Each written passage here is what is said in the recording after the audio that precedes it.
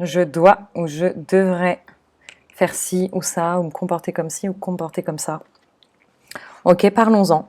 Il y a peut-être plein de choses en ce moment que vous vous dites ou que vous entendez en intérieur qui reflètent ça. Je devrais accueillir la vie comme ça. Je dois me comporter ainsi pour mes enfants. Je dois être forte ou je dois être fort face à ce qui se passe. On en a une montagne. Donc, c'est parti, allons-y. Comment changer ça ou comment alléger le poids que l'on se met, que ça nous met vraiment à l'intérieur. Je vous partage mon prisme et des petites idées, techniques, outils que j'emploie personnellement.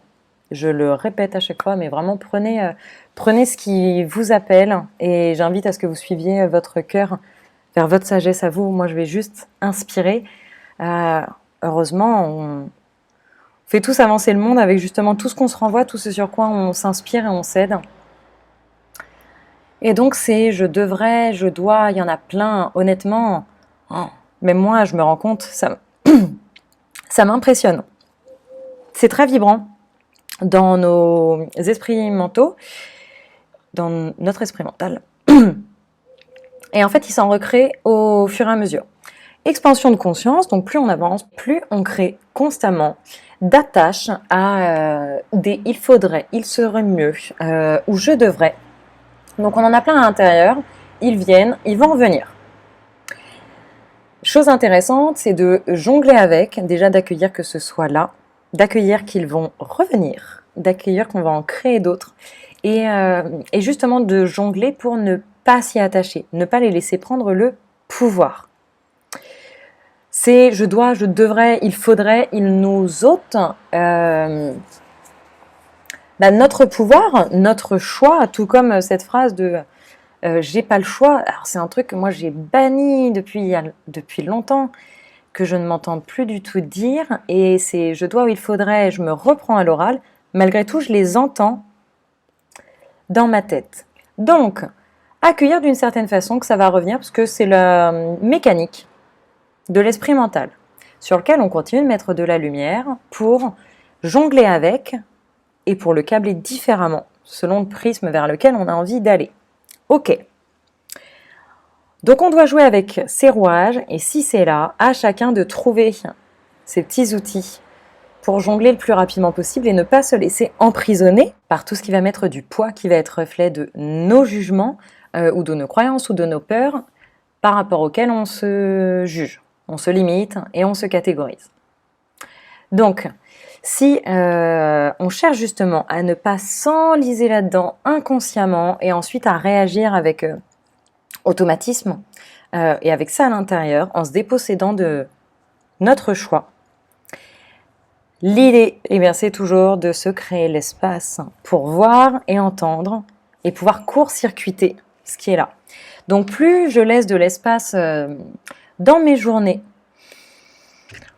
en respirant, en choisissant consciemment de revenir dans le moment présent, ou de prendre du recul sur les situations, ou de faire ce que je fais en conscience, plus je vais prêter une réelle attention à ce que je vais dire à l'oral, mais aussi à ce que je vais me dire dans ma tête. Et plus je vais identifier ce qui est là, qui passe, ou alors en autodialogue vraiment de fin fond, plus je peux donner une autre alternative. Et plus je peux adapter mon prisme. Donc, je peux consciemment me poser la question lorsque j'entends un de ces « il faudrait, je devrais » et de se demander « mais par rapport à quoi, par rapport à qui ?» Déjà. En gros, d'où vient ça qui est là en moi? Par rapport à quoi? Par rapport à qui? De se demander est-ce que ça m'appartient? Est-ce que ça appartient à d'autres? Est-ce que ça vient de je ne sais où? Donc identifier si effectivement c'est là par nous ou si ça s'est juste immiscé par notre éducation, des groupes, des consciences, des choses qu'on a entendues et qu'on n'avait pas forcément envie que ce soit là. Ça, c'est une façon déjà de renvoyer, de recréer de la distance. Et donc de se demander ensuite, est-ce que j'ai envie de garder ça? Et la réponse, elle pourra être oui, parce que peut-être qu'à un moment donné, ce sera ressource pour moi de dire, il faudrait que je me bouge un petit peu plus chaque jour, plutôt que de me la couler douce.